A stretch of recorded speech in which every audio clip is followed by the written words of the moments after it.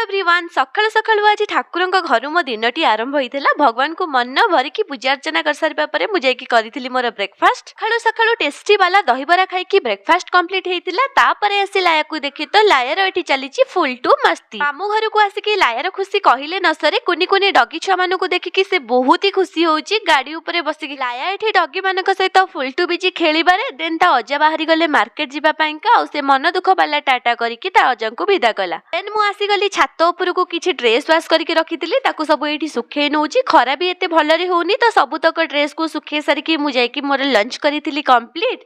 तो टेस्टी वाला लंच करके किछि टाइम रेस्ट नै जाइथिली। उठिकी देखे तो लाया एठी खाउची लेज। ता मामू संगरे जाईकी मार्केट रु नै आछि बहुत सारा लेज। एठी लेज देखिकी बहुत ही खुशी बुली बुली की से पूरा लेज खाउची। देन मु जाईकी देखे तो आज हमर बना जाउची मंडा पिठा। तो डिनर थिला टेस्टी वाला मंडा पिठा। आजिरो वीडियो ए पर्यंत रहिली। जय जगन्नाथ, गुड नाइट।